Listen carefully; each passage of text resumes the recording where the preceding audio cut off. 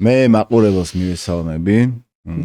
შენის ნებართვით და პირველ რიგში მადლობას ვეტყვი იმისთვის, რომ წინა გამოხმაურებები, წინა სერიების ძალიან პოზიტიური იყო, განსაკუთრებით YouTube სოციალურ ქსელებს, განსაკუთრებით YouTube-ს ეხება, ძალიან ბევრი ნახვა ჰქონდა და მოკლედ მინდა რომ პირადად მადლობა გითხრათ იმისთვის, რომ ამ პოდკასტით ასე დაინტერესდით.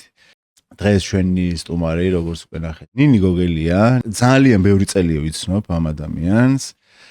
აი არ ვიცი, ალბათ, რავი, ალბათ 15-18-20 აი რაღაც ეგრე დავიწყოთ და თუ არის რამე აი როგორც შენ მოგესურვებოდა რომ წარგედგინა დღევანდელი შენი თავი. აი ნინი ვინ არის?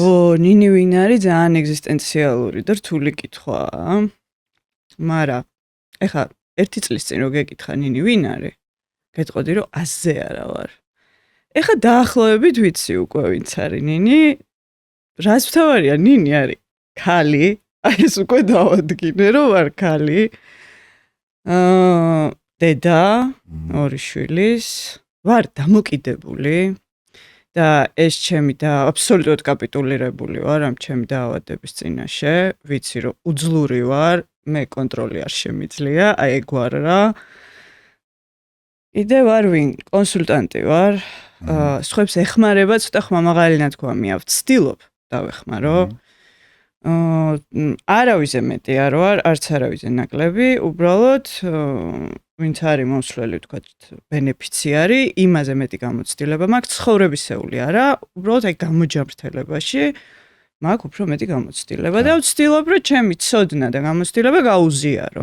ის მიიღებს ამ დახმარებას თუ არ მიიღებს, ეს უკვე ან მისი, ან ღმერთის ნებაა რა.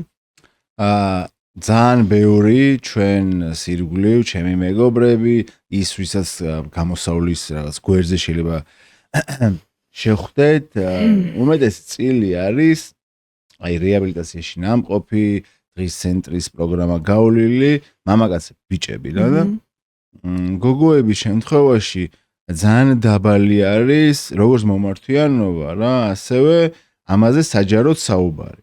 და ბევრი მიზეზი აქვს რაღაცა ფსიქოლოგიური, კულტურული, სოციოლოგიური, ხო? რომ აი ამ ჩვენი კონტექსტის გათვალისწინებით ამ პატარა ქალაქში, ამ ქვეყანაში, სადაც დედა არის, რაღაცა სამაყო დედა უნდა იყოს, ხო? არა და ეს პრობლემა არ ცნობს არც სქესს, არც თანამდებობას, არც პროფესიას, არც ცოდნას, გამოცდილებას, არ იცნობს, არ აინტერესებს, ერთნაირად ეხება ყველას. მაგრამ საქართველოში განსაკუთრებით ქალებს უჭირთ გამოჯამრთელება და რაღაც თიძე ჩამოსათვლელი მაგალითების გარდა ესე მასიურად მამაკაცებისგან განსხვავებით, ხო? ქალები არ საუბრობენ. შენი мотиваცია და აი ეს გამბედაობა რა მოგცა, რომ ძალიან მალევე შეძელი ამაზე ასე ღიად საუბარი. სანამ კითხვაზე გაგცემ პასუხს, არ შემიძლია არ გითხრა, რომ კი არ უჭირთ გამოჯამრთელება ქალებს. გამოჯამრთელებამდე მოსვლა უჭირთ. თორე აი არის ეგეთი სტიგმა სხვათა შორის, რომ ქალი ალკოჰოლიკი, უმძიმესი შემთხვევაა, ამ кейსს იშვიათად რომ რამე ეშველოს, რანაირად. ქალი ხო ძალიან ძლიერია რეალურად რა, აი რამე ერთი მითხარი, მომიყვანე მაგალითი, რის გადატანაც ქალს არ შეუძლია რა. და მაშინ გამოჯამრთელებამდე მოსვლა უჭირთ უბრალოდ, იმიტომ რომ სტიგმა აი და მშობლების შემთხვევაშიც რა, აი მაგალითად დედა, რომლის შვილიც მოიხმარს. ან თამაშობს, არ აქვს მნიშვნელობა. ყველაფერს იზავს რომ დაეხმაროს. სესხს აიღებს, გაუშვებს რეჰაბში და ასე შემდეგ. და გოგო შვილის შემთხვევაში არის სხვანაირად. ეტყობა თვითონ დედასაც უტყდება, რომ თავის გოგო შვილია ესე იქცევა. რაღაცა წარმოუდგენელია, რომ ქალი შეიძლება იყოს ჭყალებში ნარკომანი. ნარკომანად არის აღქმული, თორე რეალურად ნარკომანი იქნები ალკოჰოლიკი თუ გემბლერი, მაგას მნიშვნელობა არ აქვს, დამოკიდებულებით დაავადებული ადამიანი ხარ რა. ამიტომაც უჭირთ აქამდე მოსვლა, იმიტომ რომ დედა ხარ, როგორ შეიძლება რომ დედა, შენ ხო გაქვს ინსტინქტი არა, გაქვს? აი ეს კარგად გადავოთ, მაშინ შენს გაჭირვებაზე შენ მოყევი ხო როგორ გიჭირდა და ეს პერიოდი როგორ გაიხსნა საერთოდ როდის მივხვდი რომ ძალიან გიჭირდა და მე რამდენი ხანი გაიწელა ეს დახმარების მიღება რა სხვათა შორის მე ეგ სტიგმა არ მაწუხებდა რა ну რატომღაც არ ვიცი ახლა გოგო ვიყავი თუ ბიჭი ჯერ ერთი წესიათ არც ვიცოდი რომელი ვიყავი ხო ხვდები რა აი როცა უსქესო არსება რომ ვერ ხვდები ვაფშე მართლა ვინ მოხმარების პერიოდში ხო ზოგადად მთელი ცხოვრება რა იმდენი ხანი ვირგებდი ნიღბებს იმიტომ რომ მე დასამალი მქონდა ეს ჩემი თან ხო დანაშაულის განცდა მქონდა სუდი ძალიან სუდი ტიპი მეგონა თავი რა აი წარმოდგენა რომ ღმერთის უმჯერო და ღმერთმა თითქოს აი მთელი galaktikაზე რაც კი ნაგავი იყო შეკრიბა და აი მისგან შემთითხნა რა შესაბამისად ეს დასამალი მქონდა იმდენი ხანი ვალავდი ამას რომ მე თვითონაც დავკარგე იდენტობა უკვე ვეღარ ვარჩევდი ვინ ვარ საერთოდ მონსტრი ვარ თუ კეთილი ვარ თუ манипуляტორი ვარ თუ უნიჭო ვარ თუ რა ხდება საერთოდ რა ხო და არა როგორც კი მე ვაღიარე ჩემი პრობლემა ეგრევე დავიწყე გამოჯამრთელება იმის პრობლემა არ მქონდა არც ანონიმურობა დავიცვათ და მიტყდება და იმასთან ვერ ვიტყვი არა აბსოლუტურად არ მქონია ეგ რამ გამოიწვია ანუ შენმა ტიპაჟმა თუ იმდენად გინდოდა რომ რაღაც აზრზე მოსულიყავი რომ აღარ შეაფერხებინე ამ გარემოებებს თავი რა. ხო, ეგ კაი კითხვა. იცი, შეფასების შიში მქონდა, რა თქმა უნდა. ეხა ხო, რა შეიძლება არ მქონდა, რადგან ვალავდი ჩემ იდენტობას, ესე იგი შეფასების შიში მქონდა. ალბათ ტიპაჟმა უფრო, ხო, აი თავზე ხელაღებული ტიპი ვიყავი სულ. მე მახსოვხარ, პირველად რო გნახე რა. აი ახალი მოსული იყავი და რა ცუდად იყავი.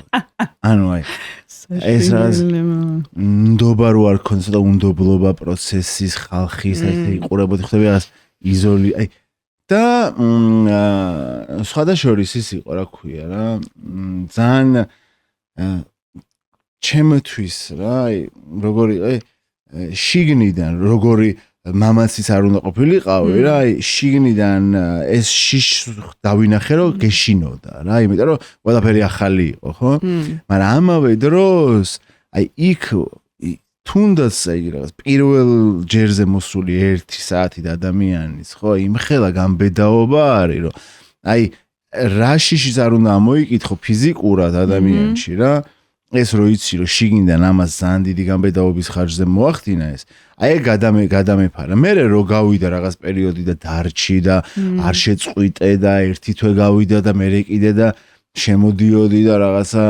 ფურცლებს ითხოვდი აი მივხვდი რომ პროცესში ძალიან ჩაერთე და მე რაღაც 6 თვის თავზე როგორ დაალაგდა ყველაფერი ხო რაღაც შენი აი ეს რაღაც შიში რო გაქრა ხო და შიგნით რა ხდებოდა ის რასაც ჩვენ შეიძლება გარედან მოვატყოვოთ და შიგნით რა ხდებოდა ხო შენ რო შიში დაინახე იმის მიღმა რა იყო ხო ეგ გაინტერესებს რომ მოვედი შიში იყო ანუ ხო შიში იყო მარტოობის პრინციპში რა თვითონ ეგ შიგნით გამოსავალის კი არ მეშინოდა არა როგორც კი მოვედი პირველივე დღეს მივხვდი რომ ერთადერთი შანსია ეს არის ბოლო შანსი რა იმიტომ რომ მაგარი ფსკერიდან მოვედი ძალიან დაღლილი ვიყავი უკვე და პრინციპში მარტო ვიყავი, იმიტომ რომ გარშემო ყველას ვაწყენინე, ბავშვები მაგარ დესტრუქციაში, რაღაცა დედათ არ ვარგივარ, ცოლად ვერ ვივარგე, შვილად არ ვარგივარ, დედა ჩემი უკეთეს შვილს იმსახურებს, ქალად არ ვარგივარ, აი არაფრად, არც კაცი არ ვარ, რომ კაცად ვივარგო, არც მეგობრად, არაფერი და ნუ აი ბოლო აი მინდოდა რომ გამქრალიყავი, მაგრამ სადღაც ეთყობა იმედი მქონდა რა.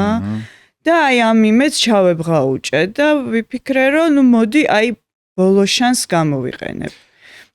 და მოვედი თორე აი თქვენი შიში არ მქონდა პირიქით ეგრევე დავინახე რომ აი აქ შეიძლება იყოს გამოსავალი მართლა რა და ჩავეჭიდე ამას როგორც კი დავინახე. მოდი აი მაგ პირველ მოსვლას კიდე დაუბრუნდეთ, მაგრამ იქამდე ცოტა გადავახვიეთ წარსულში.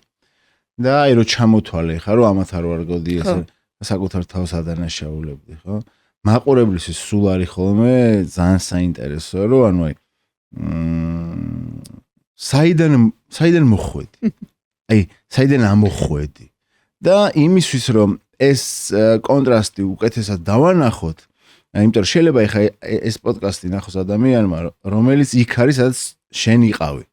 და ხანდახან ჩვენი ლაპარაკი ამ პირიქით ანაპირიდან სადაც გადარჩენილები ვართ ხოლმე, რა ძალიან გამაღიზიანებელია რა და მოდი უთხარი, აი სად იყავი, სად გიჭირდა ყველაზე მეტად? იცი რა, შეიძლება ვერც ხვდება რომ მანდარი თან. მოგამიეგარ. მე ვერ ხვდებოდი რა, აი საშინელს კერძზე. ამ პერსპექტივიდან ხედავ ეხლა. ეხლა ვხედავ რომ საშინელს კერძზე ვიყავი მთელი ცხოვრება. მე პროსტა მაშინ დავინახე ჩემი ფსკერი, როცა ჩემი შვილი ძალიან დავაზიანე. ისეთი რამე უთხარი, არ ვიცი, გაჟღერება მოსულა, არ მოსულა, რომ ნახოს მე ხო. ისეთი რამე უთხარი მოკლედ, ბავშვს შვიდაც წყნარად, არც მიყვირია, ისეთი საშინელი რამე უთხარი, რომ ვიცი, რომ აი მაგზიანს ვერასდროს ვერ აუნაზღაურებ რა, მორჩა. მანდ უკვე რაღაცა დაღი დავასვი რა. და მანდ დავინახე როგორი რაღაცა იცი, რომ სპიკერულშიც ვთქვი. აი მან დავინახე ჩემი თავი, აი ბავშვი რა შიშები აქვს. ერთ-ერთს რა, ღამე ეშინია, სიმნელის ეშინია რომ მონსტრი მოვა.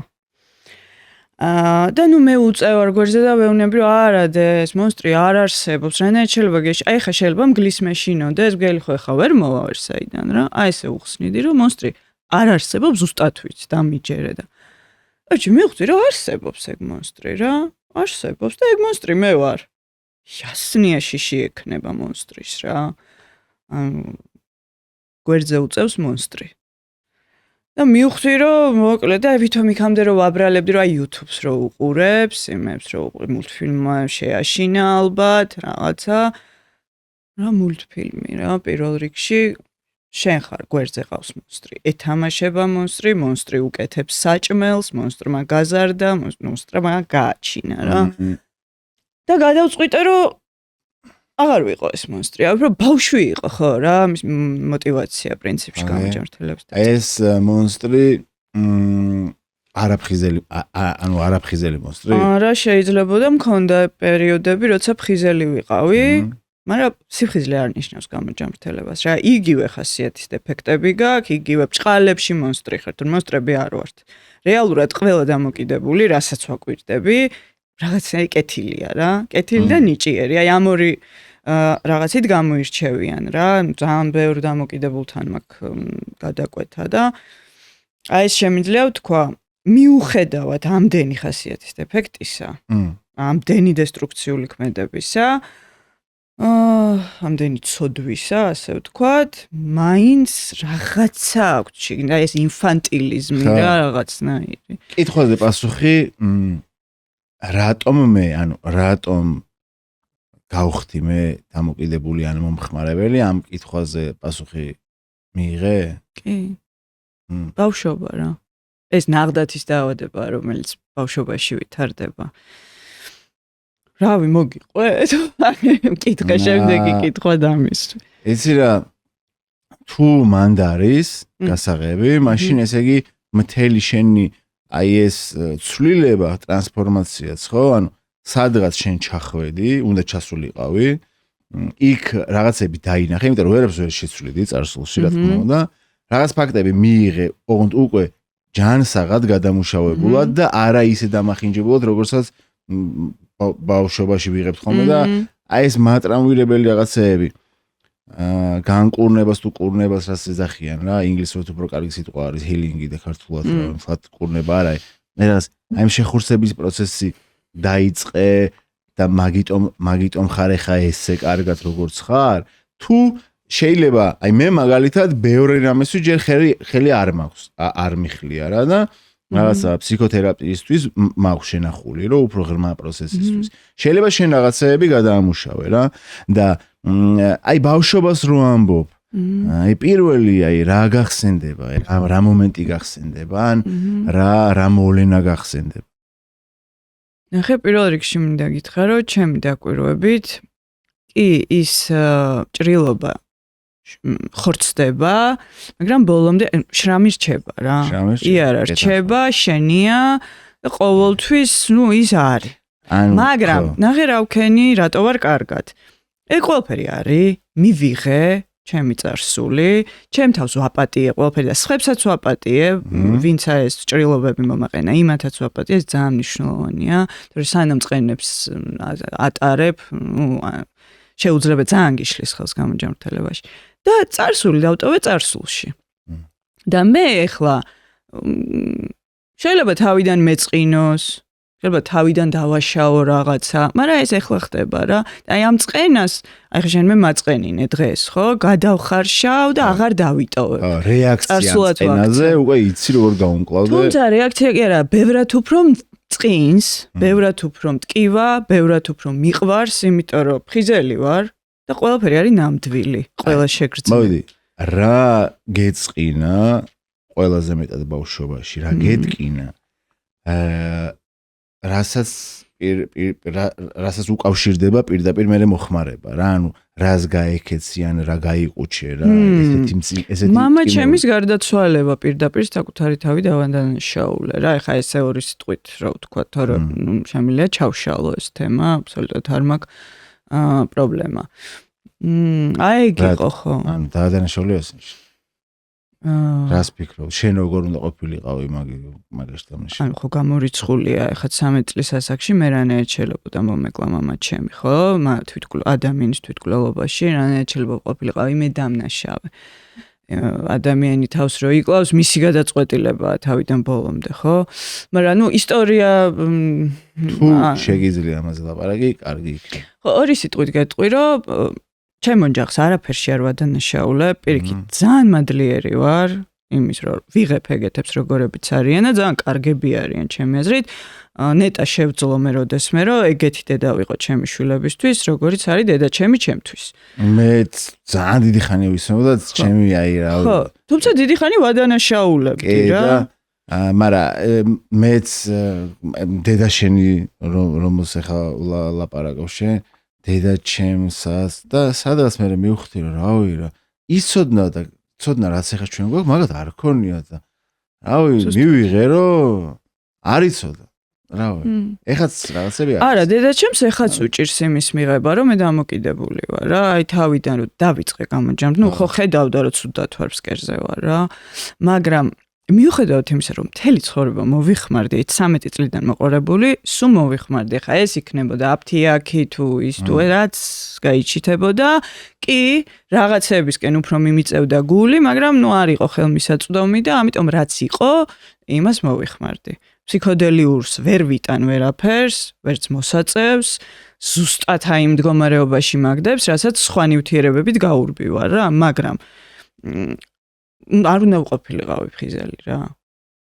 და თუ ფხიზელი ვიყავი ნუ ტანჯვაში მთელი სამყარო ეგოცენტრული რომ მთელი სამყარო ჩემ წინააღმდეგ არის ღმერთი არის კი მჯერა რომ ხარ მაგრამ ნუ დამსჯელი ხარ რა რატომღაც მე ამომირჩიე ჩამაგდე ჯოჯოხეთში და მე ხა ეს გზა უნდა გავიარო რა ეგ რატომღაც არის ისე რომ დაუბრუნდეთ მამის ეპიზოდს იმიტომ რომ შენი დანაშაულები თავს ამის გარდაცვალებაში კი, მე ერთი წამითაც არ მეპარებოდა ეჭვმაში, რომ შეიძლება ჩემი მოკლული არ ყოფილიყო მამა ჩემი.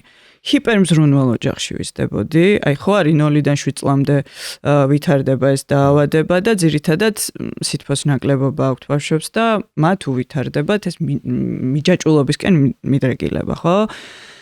ჩემ შემთხვევაში პირიქით იყო, იქ არ დაჯდე, აქ რაღაცა ისე ავიდგი ფეხი, ატაკზე არ მიხოხია რა.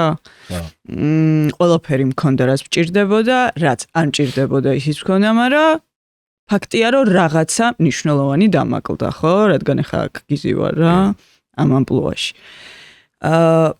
რაღაც ასაკში დედა და მამა დაშორდნენ და ეგ არ მახსოვს, უეჭველი განვიცდიდი, ახლა რანაირად შეიძლება რომ ხო, მაგრამ აი ეს ესეთი განცდა არ მახსოვს. უბრალოდ მიკვირდა რომ მამა აქ რატო არ არის ხო რაღაც, მაგრამ ნუ მივიღე რაღაც მომენტში ეს ამბავი. მერე მამა ჩემმა დაიწყო მოხმარება. და აი როგორი რამე იყო, იცი რომ აი დედა შენი რო დაშორდა, მაგიტომ დაიწყო ამ კაცმა მოხმარება და მორჩა დედა ჩემის მიმართ უკვე რაღაცა აგრესია ქვია ამას თუ უნდობლობა თუ აი რაღაცა გამიჩნდა არ ვიცი რა რომ დავადმო ნუ პირდაპირ მეუბნებოდნენ არ ჩამოვთვლი ვინ მაგრამ მეუბნებოდნენ რომ ნუ დედა შენ რო არ დაშორებოდა ეს კაცი ესე არ იქნებოდა რა მოიხმარდა ოპიოიდების ჯგუფი ფრანგული პრეპარატი რო ამაგას. ერთი პერიოდი ფული ქონდა და სულ მახსოვს რა, აი მამას რომ მივყავდი, რაღაცა სათამაშოების საყიდლად მივდიოდით, ჩემთან რომ მოდიოდა სანახავად ბევრი სათამაშო მოქონდა, აი ესე, მაგრამ მენატრებოდა მაინც სულ მინდოდა მასთან დარჩენა. თან დედის მიმართ პროტესტი მქონდა და ამიტომ ერჩივნა, იგი ასნია მერჩივნა, ეხა სკოლაში არ გამიშვებდა. ყველაფრის უფლება მქონდა. იქ სიგარეტს ვეწეოდი, იქვე, ანუ ყველაფრის პონტი მქონდა რა, მოკლედ რა. და რეალურად ეხა რომ უყურებ, იმიტომ კი არა რომ მამა ჩემი ჯიგარი იყო და დედა ჩემი არა. უბრალოდ დედა ჩემი ცდილობდა რომ რაღაცა ხო მიცავდა, ხა შეიძლება რაღაცებში ზედმეტი მოსდიოდა, არ ვიცი მაგალითად, ხა ადამიანია და შეცდებოდა. და მამა ჩემი სინამდვილეში ცდილობდა რომ ჯიგარი ყოფილიყო, უბრალოდ ცდილობდა. ან შეიძლება ხო არა დარდებდა შეიძლება ის რომ 13 წლის ბავშვი სიგარეტს ეწეოდა, როცა ვერ აღიქვამდა ამას ისეთი კატასტროფად რა, არ ვიცი. არ ვიცი, ხა ვერ დავადანაშაულებ, მაგრამ ნუ ეს დამოკიდებული იყო. მოხმარებაში მყოფი დამოკიდებული იყო და ის ნორმატიული არ მიყვარს ეს სიტყვა, მაგრამ ხო ნორმატიული, აი პირველი ნორმატიულ ადამიანზე პირველი მახსენდება დედაჩემი. ხო, მესმის. აი სულ მაგალითი რომ მომყავს, რომ აი მე არ შემიძლია რომ პარასკევობით ერთი ჭიქა დავლე, მაგრამ აი დედაჩემს აქვს ამის უფლება, იმიტომ რომ შეუძლია რომ შეირგოს. აი პირველი დედაჩემი მახსენდება რა. ხო და ეხლა მამაჩემის გარდაცვალებაზე მოვყვები. მივდიოდი რჩებოდი? მივდიოდი რჩებოდი, ხო, ეს პარასკევის შაბათი უფრო და მაგრა ასწორებდა რა, ერთად უსმენდით მუსიკას, ფილმებს უყურებდით, მამა მაგრა ასწორებდა და მიყვარდა ძალიან და თან აი დედაჩემს რაღაცები ხო არ მოწონდა, ჩემში სუდაც ვსწავლობდი, იქ რაღაცები იყო რაც არ მოწონდა და ცდილობდა ამის გამოსწორებას რა. ისევ და ისევ ჩემს საკეთილდღეოდ რა თქმა უნდა. და მამა ჩემს ვევასებოდა. აი მიმღებლობა ქონდა რა, აბსოლუტური. ვიგინებოდი, ოკეი, აი ეგეთი ხარ და არ არის პრობლემა, მომწონ ხარ, ჯიგარი ხარ, შენი იმედი მაქვს, აი ლამაზი ხარ, აი სულ ეგ პონტი ქონდა რა, ნუ მამას ვიცოდი რომ მაგრა ვევასები რა და აი ამით ვივსებოდი რაღაცნაირად ეს არასრულფასოვნების კომპლექს. ცოტა მიხსნიდა რა, მიყუჩებდა მამა ჩემი. ხო და მოიხმარდა, კაროჩე. აქტიურად, აი მახსოვს რომ ამოდიოდნენ პაძელნიკები მაგასთან, შეიკეტებოდნენ ოთახში, მე იქიდან გამოდიოდნენ. იმ დროს ვერ ხვდებოდი. არა, ნახე, სანამ ძალიან პატარა ვიყავი, ვერ ხვდებოდი, მაგრამ მე უკვე რომ გავიგერო რა არის ეს ვაფშე მოხმარება რო არსებობს, ვეკითხებო, იმიტომ რომ იწვა ხოლმე წააკიმარებდა, სიგარეტი დაუვარდებოდა, მაიკა დაეწვებოდა. ხო და ვეკითხებოდი რომ ეხა მანდ ხარ, მაგას აკეთებ? ყოველგვარი აღელვების გარეშე ოღონდ ხარ, რავი, რომ ეთქვა რომ კი ვაკეთებ, ოკეი. ხვდები? მაგრამ არა შენ თავს ფიცავ, არა შენ სიცოცხლეს ფიცავ, რა და ნუ, კაი, ეხა მამა ჩემია, ხო ჯერა ამ კაცის რა. ჯეროდა, მაწყობდა რომ დამეჯერებინა და მჯეროდა. მერე მოხდა ესეთი რაღაც, მე ვსწავლობდი ფრანგულ კოლეჯში. და 13 წლის ვიყავი, როცა სკოლიდან პარიზში წაგვიყვანეს ექსკურსიაზე. ერთ კვირიან თუ რაღაც ესე და მამა ჩემო მითხრა, რომ იქ რო ჩახვალო და გხვდებაო ერთი კაციო და მოგცემსო წამალსო ფრანგულ პრეპარატზე საუბარი. ხო ჩამომიტანეო რა, რაზე ლაპარაკი ახლა, სულ ჩამოგიტანე, რას ვიზამ. ოღონდ ესე წომნად გააკეთეო რა. და მითხრა, მასწავლა როგორ უნდა ჩამომეტანა. ისე რომ საზღვარზე პრობლემა არ შემქნოდა. და აქ ეხა ეგეთი შტერიც აღარ ვიყავი და დავეჭვდი რომ ჩუმად რატო უნდა ჩამოვიტანო რა, თუ არაფერი ისეთი არის პროსტა გამაყუჩებელია ფეხებით კიო და ლომკაში ვეჭველი. და ან ფეხები რომ გამიყუჩ მე მახსოვს რომ ის მასაჟებს უკეთებდი ამ ფეხებზე, მაგრა უვლიდი რა და ეხა იცოდა რომ განვიცდი იმას რომ ფეხებით კივა და ნუ ეს არის უკვე მის გამაყუჩებელია და მომიგვარდება ეს პრობლემა და ხო მაგრამ რატო ჩუმად? იმიტომ რომ მაგასო კოჩი ნარკომანებიო მოიხმარენო ცუდი მიზნებისთვისო რა და ამიტომ აქ არის არალეგალური, მაგრამ იქ ჩვეულებრივი წამალიაო აბსოლუტურადო იმენა გამაყუჩებელი არისო და პროსტა რა პრობლემა კი არც არაფერი ჩანთაშიც რო ჩაიგდო, მაგრამ მაინც თავი დავიზღვიოთო რა, მაინც არ დაუჯერე. შფოთვა გამეჩნდა რა, რომ ჩუმად უნდა მექნა რაღაცა და კაიო. 41 ცალი იქნებაო. და იმის დასამტკიცებლად, რომ რა გიმტკიცო, რომ არაფერი ისეთი არ არის, რომ ჩამოხვალ ამ ერთ ცალს 41 ხო იყო და ამ ერთ ცალსო კოჩ გაგასინჯეფო რა. ნუ კაი.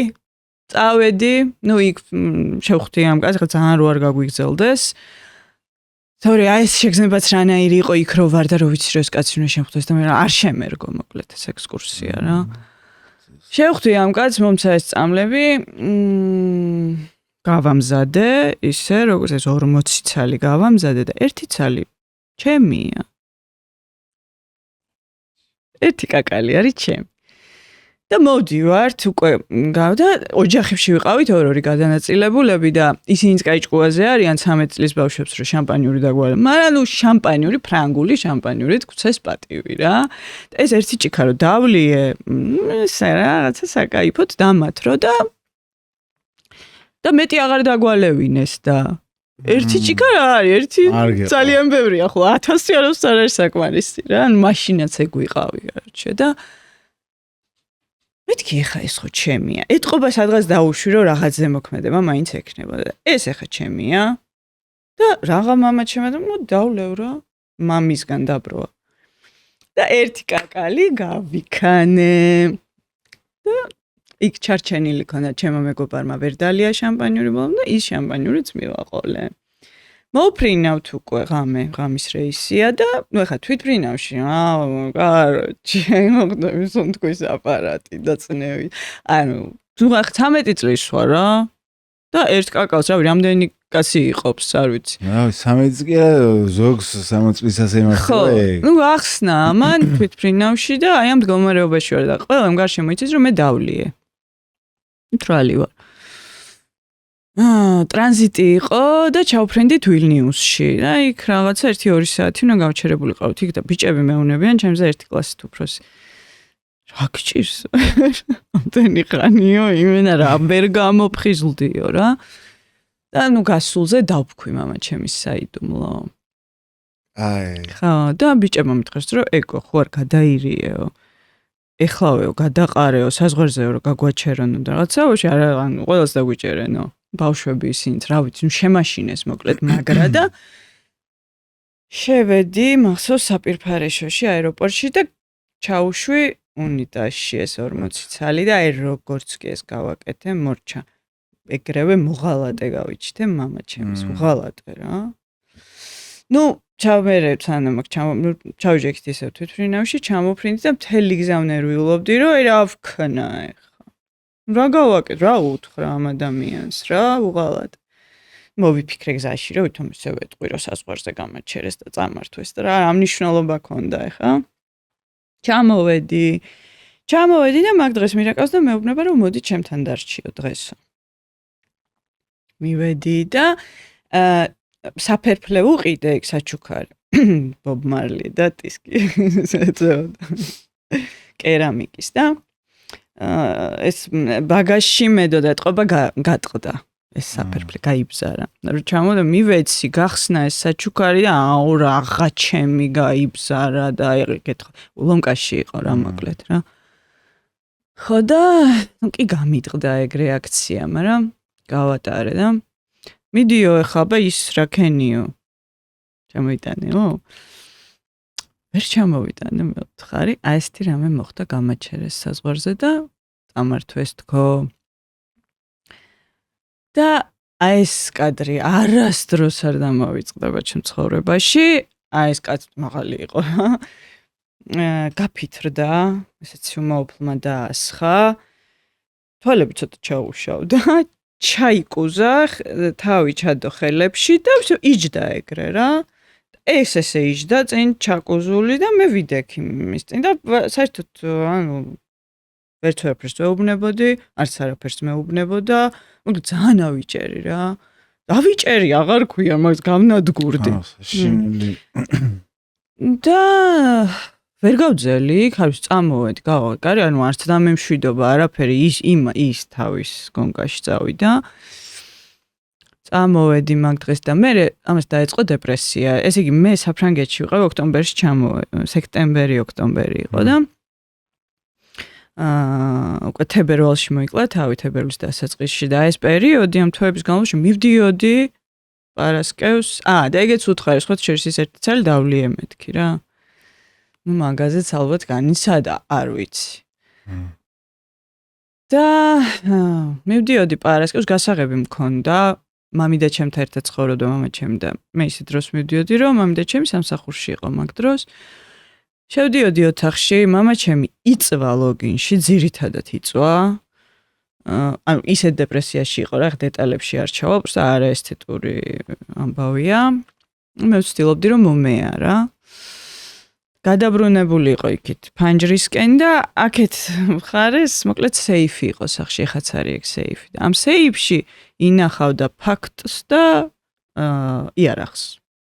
და მე ვიცოდი სადაც იდო ეს სეიფის გასაღები და მარტო რომ ვიყავი სახში ხსნიდი და რაღაც ხო ხვდები.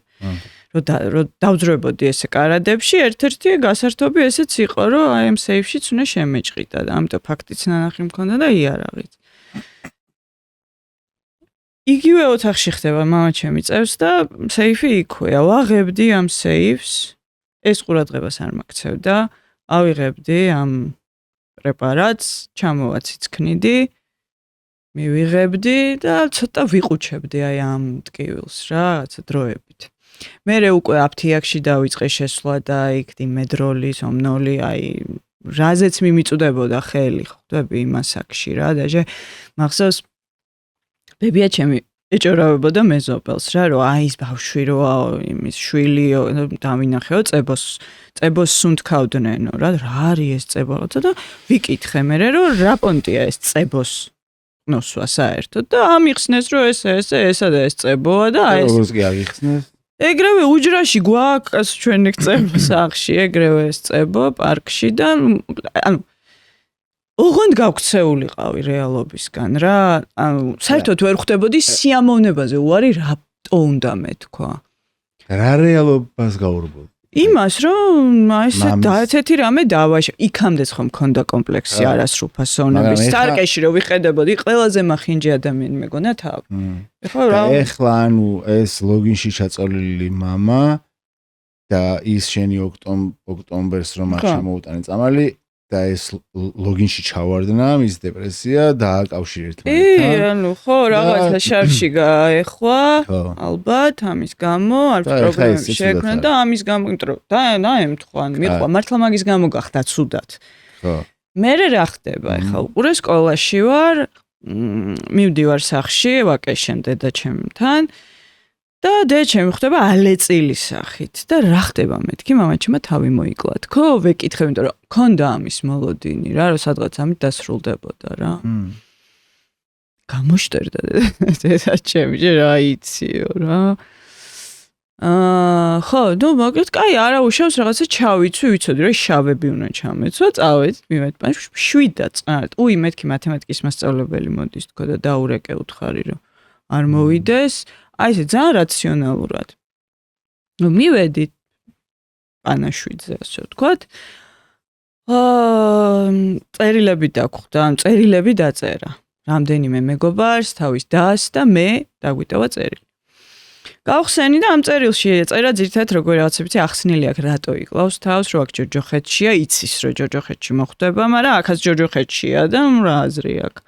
და რომ ესეთი ცუდი мама ასე შემდეგ და ჭკუა დარიგებები კიდე რომ ეს გააკეთე ეს არ გააკეთო ეს არ მოიქცე ეს არ გაბედო რა თქმა უნდა მე ყველაფერი პირიქით გავაკეთე რაც იქ ეწერა აბსოლუტურად ხო და ნუ მაგ წესიერად არ ვიცი თავი როგორ მოიკლა რა მოხდა ვერ მე ვარ მაგ დროს უკვე 14-ის ნუ ვერ აღვიქვა რა ხდება რა შოქში ვარ ნუ კაი დავასაფლავეთ მე ჩვენიერ დღეს ვიღვიძებ და ვერ ვხედავ ბლარია ვაფშე ვერ ვხედავ რა просто შუქს ხედავ ექიმთან მიმიყვანეს, იმან თქვა, რომ სტრესისგან ააქო რა, რადგან ვერ გამოხატა ვერაფერაცა, სტრესისგან ააქო და გაუვლისო. რაღაც წამალი დამინიშნა, იმას მაწვეთებდნენ და -7 და -11 მქონდა, რა, ნუ ვაფშე ვერ ხედავ. ხო და მოკლედ აი ამ გამიშვეს სკოლაში, გარდაცვალებით, დასაფლავებიდან მე-9 დღეს მივედი სკოლაში და ჩემი მეგობარი მახვედრებს, მაშინ გახსოვს 24 საათი რო იყო გაზეთი, გაზეთ 24 საათში ხო, გამოქვეყნებულ ნოველას. და სათაური არის მამაჩემის სახელი. ანუ მამაჩემს ეძახდნენ ბებოს, ოღონდ ბებია არაფერ შუაში არ არის და იქიდე გავატაროთ ეგ ამბავი და აწერია ბებე. მამა შენზეა, იმიტომ რომ ნახე, წაიკითხე, ვერ წავიკითხავ, ბლარი მაქვს თვალებში და კაი და დაჟდა და კითხოთ, როგორიც აი დამტრეული. ბავშვი როგორც კითხულობს რა და ნოველა იწყება ეს, ხო, ავტორი მამუკა ხერხეულიძე. ეხა იქ შიგნით კიდე არის რაღაცები ნახსენები, მაგრამ ანონიმურობას არ დაურღო დანარჩენებს, ეს უბრალოდ ავტორია და ხო. და იწყება ასე, რომ ესა და ეს ბიჭი ცხოვრობდა ამ სახლში, მის რა ქვია, მამამისი კალათბურთელი იყო და კოლია დერიუგინთან ერთად უბერავდა ბასკეტბოლს და აი ესე რა. ცოლთან გაშორებული ერთი შვილი, მერე დაიწყო მოხმარება ამ ცოლთან გაშორების ნიადაგზე, აიგე დაიწყო მოხმარება, მე აი მოხმარების დეტალებიც ისე რა, რომ აი პაძელნიკზე არის ნათქვამი, რომ იქ პახი დაუჩირქდა და ეს ერექცია აღარ ქონდა და ცოლი, აი ხვდები აი რაღაც აი ძალიან ისეთ დეტალებში, პირად დეტალებში არის შესული ტიპი რა. და მე ნუ განვითარდა ეს, რომ ხო, ნუ მე თავს იკლავს. ოღონდ ეს თვითკვლელობის სცენა არის დეტალებში აღწერილი ძალიან ბრუტალურად. და ვისმენ ხა ამას მიკითხავს, რომ ეს ჩემი კლასელი მიკითხავს, დაჯდა, ხუდი ჩაიცვა, თავზე წამოიხურა კაპიშონი, რომ ეს სისხლი თარდასრილიყო ოთახი. აიღო იარაღი, მიიდო საფეთქელზე, მარცხენა ხელით მიიდო საფეთქელზე, გამოკრა და ეს ტვინის ნაწილაკები როგორ მიმოიფანტა ოთახში და აი ესე რა. ამას მე ვისმენ სკოლაში. 13 წელს სკოლაში ვხედავ ეზოში დასვენება. ხო, აი მან, ხა ეგ მახსოვს, აი მან რა მოხდა, ნახე, вообще აი ჩამოვიშალე. აბსოლუტურად ამოყირავდა ყველაფერი რა. და მან უკვე ის პონტი კი არა, რომ ჩემი ბრალია მამა ჩემი რომ მოკვდა კი არა. მე მოვკალი. ტვინის ნაწილაკი, აი ეს ყველაფერი, მე მოვაწყვე, მიხვდი? просто თავის ხელით გამოკრ. ხო. მორჩა, მამა ჩემის კვლელი ვარ. ეხლა შენ წარმოიდგინე 13 წლის ბავშვი რომ ფიქრობს რომ მამის კვლელია. ნუ რა ხდება მე როგორი დესტრუქციაში მიდის, ხო ხდები და მორჩა მაგის მერე უკვე ცოტა მოძველ ბიჭო ბლატატა რაღაცნაირი მასკულინური გოგოები რო არიან, ეგეთ გოგოთ გადავიქეცი, აი მან დავკარგი მგონის სქესი სახქმა რა. იქ სკოლაში საშინელებები მეგობრებთან ყველა ნაწყენი სულ რაღაც დესტრუქციულ ურთიერთობაში შევდიოდი, ან ცალხრივად მიყვარდებოდა ვიღაცaan, საძე რაღაცა ვინც მოიხმარდა, ისინი მომწონდა. მთელი ეს პერიოდი თან მოხმარება სულ გრძელდება. მოხმარება სულ გრძელდება. ხო, რაც შემი, რაზეც ხელი მიმიწვდება, არაფერს არ გავმაზავ რა. და აი დედა ჩემს უჭირს მაგის მაგის ხო რა.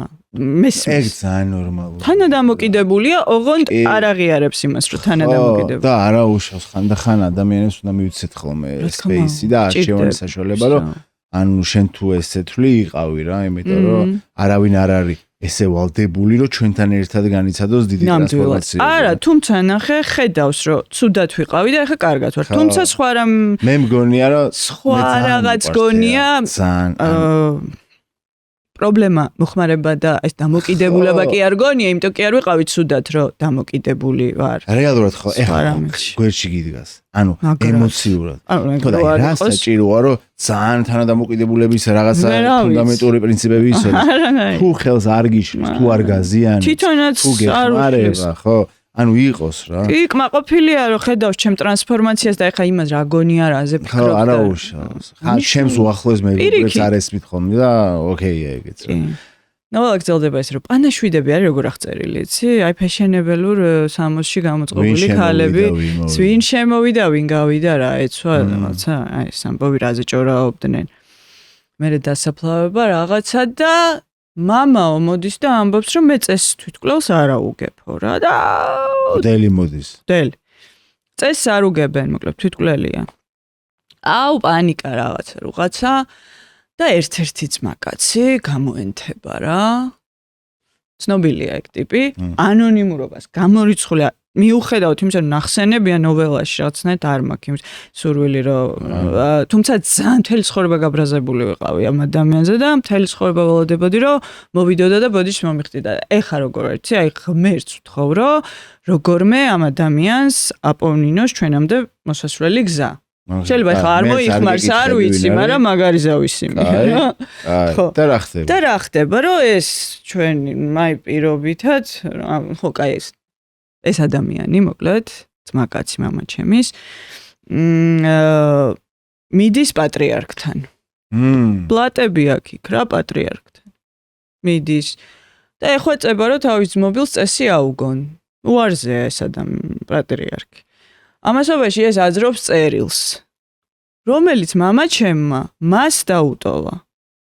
აჰა. ხო. და უკითხავს. ეს წერილი ხა ანონიმურია, ხო? თან ნახე როგორ იწყება წერილი. აი პირობითად ამ ადამიანს დავარქვათ გიორგი. ოკეი. ესე იწყება წერილი. გიორგი მარტომ წაიკითხე. ზედმეტსახელიცაა გიორგი, მერე ფრჩხილებში ზედმეტსახელი მარტომ წაიკითხე. და წერია რომ მოკლედ მე რომ მიშვებდიო ბიშკეკშიო, ჩემ მაგივრათო გაუშვიო, 17-18 წლის ბიჭიაო და ის გაუშვიო რა, გთხოვო. იღუპებაო ბავშვი. ვიღაცაზე თხოვა. ვიღაცაზე თხოვა, ხო. გადაარჩინეს ხო? გადაარჩინეს ხო, ჩემ მაგივრათო რა. ოღონდო თავმოყარე ბიჭიაო და გეხვეწებიო აფიშირების გარეშე გააკეთეო ეს ამბავი და ამ ბიჭის სახელიც ოდნავ შეცვლილია იქ. სახელი აგვარი, მაგრამ ნუ აი რო კითხულობ ხა თუ ხდები ეგრევე. ხო და მოკლედ მიყვარხარ ბაკა რაღაცა წავედი. ეს წერილი არის ანუ პირდაპირ არის ხო, ნუ ჩასმულია ამ ნოველაში და მან ნახე რა ხდება ხვითონ ეს რა შუაშია ნოველა მამუკა ხერხეულიძის არის, მაგრამ ხა მამუკა ხერხეულიძესთან რანაირად მოხდებოდა ეს წერილი. ხო, ხო არ მოიპარავდა რაღაც.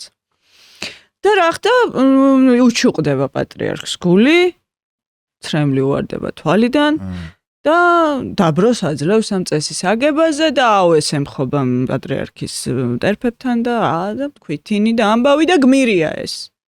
აუგეს წესი, ააგებინა ბლატები გამოიყენა. ემას და პატრიარქთან წესი ააგებინა. გამოქვეყნდა ეს ნოველა, მაგრამ ეხლა ნახე რა ეს უნდათ რომ გამხდარიყო ბესტსელერი.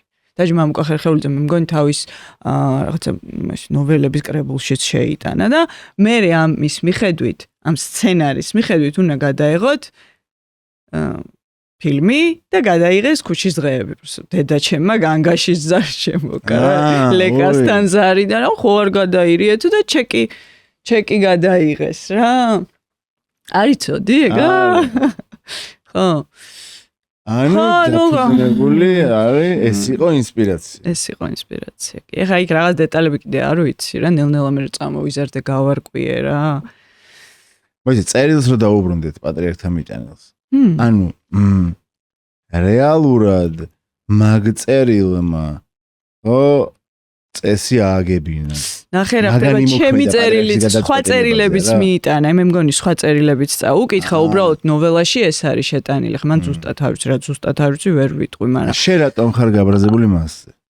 არა მამაზე, არამედ ამ ადამიანზე, ვინც წერს. ეხა აღარა ვარ გაბრაზებული, მართლა. მიყვარს დაჟე. იმიტომ რომ აი ბავშვობაში მახსოვს რა, რომ ასწორებდა წერილის მამაგვაცა. ის რომ მამა ჩემს ხო მიუხედავად იმისა რომ გარდაცვლილი ადამიანი დაარღვია პირობა რომელიც ღირსება შეუახა რა, რაღაცა ეგეთი განცდა მქონდა იმ მომენტში. თორე მამა ჩემს რეალურად არაფერი ეხა ხვდები რომ რა დაუშავდებოდა ამით. მაგრამ თვითონ იმიტომ რომ გმირი გამოჩენილიყო რაღაცა წმინდა გიორგი ამის გამო ეს გააკეთა. მე მესმის დამოკიდებულ ადამიანს უყვარს მხურვალე აპლოდისმენტები რა. დამოკიდებულია. ანუ არ მჭირდება მასთან კომუნიკაციაში შესვლა იმისთვის, რომ ეს ჭყალებში დიაგნოზი დავსვა.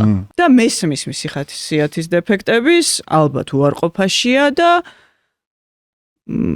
ეხლა ჩემთვის ღმერთი როგორ ჯეროდა ღმერთის, მაგრამ აი ლოცვაზე, აი ხო არ გადავთ მე როგორ ნოვილოცო ეგ მათი მქონდა. ნუ ეხლა დავიწყე რა ჩემი სიტყვებით ვესაუბრები ღმერთს და სულ მოვიხსენებ და სულ ვთხოვ, რომ ეს ადამიანი რაღაცა იგზნოს ამ ადამიანმა ის, რასაც მე ვგზნობ. ხო, თან იცი აპონტი იყო, შეიძლება გაბრაზებული მინდო, სამყაროზე ვიყავი გაბრაზებული რა და მარტივი იყო რა, ეს იქნებოდა ადრესატი თუ სხვა რა მნიშვნელობა ქონდა. ვინმეზე უნდა ყოფილიყავი დაბოღმილი. მაგრამ სხვა შეს დავაზიანე ამ ადამიანის შვილი ცოტა ხნის წინ რა, რომელიც ძალიან მიყვარს და ძალიან კაი ადამიანია. გაბრაზებულმა მივწერე მას. ხო, ხდება ეს ყველაფერი, რომ აი მამა შენი ის არის და ეს არის და აი რატო და ძალიან არ ვიცი. იქნება რაღაც დრო არის კიდე საჭირო.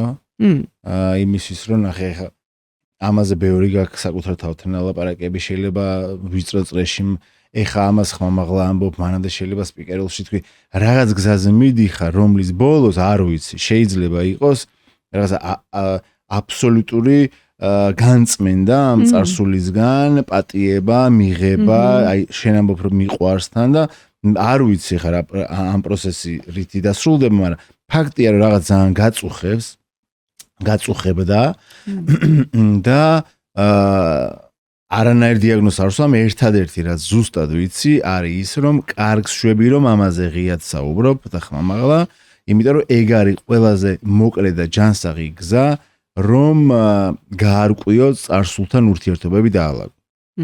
თავარი რა არის, თავარია რომ ჩემი გაზიარებით ვინმე არ დავაზიანო. მე ჩემ თავს ვერ და მე შემიძლია აი აბსოლუტურად ყველაფერი მოვყვე ჩემ ცხოვრებაზე. უბრალოდ ნახე რა ხდება რაღაცები რომ ვთქვა ღიად, ძალიან ბევრი რამე მაქვს სათქმელი კიდე, რაც შეიძლება ესე საინტერესო იყოს, სკანდალური იყოს, ხო ხდები? მაგრამ არანაირად არ მაქვს იმის სურვილო ვიღაცა დაზიანოთ. მაგალითად ჩემი შვილი, ანუ ხა მე რო ბოლომდე გავშიშულდე და ყველაფერი რომ ამ მივიდეს პირიდან რის თქმაც. ხო ხდები? აი ამისთვის არსებობს ჯგუფები რა. კი. და მე მგონია ძალიან მნიშვნელოვანი რაღაცა შევეხეთ რაც მაყურებლისთვის ეხა უკვე კარგად გასაგები იქნება რა. რომ ეს ტრაგიზმი შენი წარსულის ხო ამ ხელა რაღაცა მოხდა შენ ცხოვრებაში ესეთ გარიტახის ასაკში ესეთ მნიშვნელოვან მომენტში და აი ამ განცდილ ტრამვაზე შენი რეაქცია იმ დროს ცხადია იქნებოდა მოხმარება ხო და ამ ხელა დრამას რაღაცით უნდა გაქცეოდი და ესე გაიქეცი. მაგრამ დღეს ხარ იქ სადაც ხარ და მოდი ბოლოსკენ შევეხოთ აი ამ შენს კარგად ყოფნას რა. 1 წლის იუბილე გქონდა აგერ რამდენიმე დღის წინ. კიდევ ერთხელ გილოცავ ასე საჯაროდ და ბევრი ხალხის თანდასწრებით, იმიტომ რომ მართლა ნორმატიულმა ну ვისაც ეს გამოცდილება არ აქვს, ვისაც ვეძახით ნორმატიულს. ადამიანებმა რომ იცოდნენ რამხელა ძალისხმევა სჭირდება დამოკიდებულ ადამიანს. 1 წელი კი არა, თუნდაც 24 საათი რომ დარჩეს ფხიზელი, ხო, მაშინ ყოველდღე მიულოცავდა. აი მართლა ნამდვილად შესაშურია წარმატება არის და გისურვებ რომ ბევრი წელი მთელი ცხოვრება ასე გაგიტარებინოს და მოდი ეხლა იმ პოზიციიდან დაველაპარაკოთ მაყურებელს ეხლა როგორ ხარ და აი ეხლა ვინ ხარს ისევ დაუბრუნდეთ რითაც დავიწყეთ მოდი აი გადასვლა იქნება რომ ეხლა ვინ ხარ და ეხლა როგორი ხარ აი როგორ ხარ ნახე ეხლაც მტკივა ეხლაც მწყინს, ეხლაც არ ვარ აქ ვარდით მოფენილი გზიდან შენამდე მოსული, იქ რაღაცა მატერიალური, ბიტავოი პრობლემები, ბავშვები, იგივე ხდება. რეალურად. რაღაცა ბევრი რამე არ შეცვლილა, აი სამყარო არ შეცვლილა. უბრალოდ შეიცვალა სამყაროს აღქმა ჩემი. ისევ დედა ვარ, ისევ მიჭირს რაღაცებ, დედობა, ასე ვთქვათ, ისევ გუფთას ვაკეთებ და მეზარება ისევ იგივე ტიპი ვარ რა. უბრალოდ ნახე და ისე მტკივა, აი ისე პარტნიორებში ყველგან ვეძებ მამას, ისე მჭირდება რომ აი ის რაღაც სიცარიელე შემივსონ, ისე მჭირდება რომ ეს ჩემი შინაგან ბავშვს ხელი გადაუსვას ვიღაცამ, აი ეს რაღაც მასკულინური ენერგია სითბო მისცეს რაღაცა და ნუ ესე არ ხდება. იმიტომ რომ იმას თავისი ბავშვი ყავს კიდე ხელში ასაყვანი, ხო? აღარ გარბიხ. და ნახე ხომ მტკივა, აი ეხაც მაგალითად რამდენიმე დღის წინ აი ისეთი რამე მოხდა ჩემ ცხოვრებაში, რომ ეგეთი რაღაც რომ მომხდარიყო აქამდე. ლოგინში ჩაწოლა, ფარდა გადაწიე, ჩააბნელე ოთახი და არადგე არიბანაო, აი ეგ ამბავი იქნება. ეხლა ნახე როგორ ვარ მტკივა, დილით ვიღვიძებ, ვტირი, ანუ პირველი აი სანამ გავიაზრებ რომ რა ხდება, ეგრევე ვიწყებ ტირილს, ანუ მტკივა, ხო? ეს ამბავი მე. მაგრამ მე ვდგები, იქ მადლიერებას ვწერ, ან არ ვწერ, მივდივარ სამსახურში, ბენეფიციარს ხვდები, ინდივიდუალური კონსულტაცია მაქვს, რაღაცა აქ შენთან მოვედი და ამაზე არ ვფიქრობ რა, არ მიშლის ხელს ეს ტკივილი საერთოდ. იცი რატო? აღარ გავურბივარ და იმიტომ. ვიღებ ჩემი ცხოვრება, ეს ტკივილიც ჩემია, ესეც მიყვარს, იმიტომ რომ ვიცი რომ რაღაცა ბენეფიტი ექნება. ეხა ეს რო გადაივლი, შეიძლება არც გადაიაროს ამ ტკივილმა, მაგრამ ვსწავლობ სამაგერად, ნებისმიერი ტკივილი ჩემ ცხოვრებაშიც უყურებ რა, სარტრს აქვს რაღაც ეგეთი ნათქვამი, ეხ სიტყვას ვიტყვით არ მახსოვს, რომ ყველა ჩემი ტკივილი, ჩემს სიძლიერად გადაიქცა და ყველა ჩემი გარდაცვალება ხელახლა დაბადებათ და ეგ არის რა, მართლა. მე მგონი ამ სიტყვებით უნდა დავასრულოთ. ძალიან წუხვარ და ძალიან სასიამოვნო იყო, ძალიან კაი იყო, შოკის მომგვრელიც იყო. მაგრამ მნიშვნელოვანი აი ეს ძაფები რა, რაღაცები ყველაფერი მე თავის ადგილას დგება. მამის გარდაცვალების ეპიზოდი ძალიან მნიშვნელოვანი იყო. ვისურვებდი უფრო მეტი დრო ქონოდა, ალბათ ეს რაღაც უკმარისობის განცდა მაყურებელსაც დარჩება. მადლობა, რომ დღეს იყავი ჩემი სტუმარი. მადლობა გამოსავალს, რომ ამ პოდკასტების ჩაწერის საშუალება გვაქვს. და აი შენახსენე და კიდე ერთხელ ვიტყვი, რომ ნინი დღეს უკვე ეხმარება სხვა ადამიანებს, გამოსავალში მუშაობს. რა შეგიძლია თქვა? რადგან ამ პოდკასტებსაც სერიას ქვია გაბედე, აი დღეს შენ რა გაბედე და რითი ხარ გამბედავ? დღეს მე შეფასების შიში აღარ მაქვს რა. აი ის რომ მე ეს მოვყევი, ან პრიორიტეტებს ვალაგებ სხვადასხვანაირად, ანუ ჩემთვის უფრო მნიშვნელოვანია ის, რომ ვიღაცას ვისაც უჭირს იმას დავეხმარო, იმიტომ რომ მე დავეხმარო და სიამაყი თავისომე.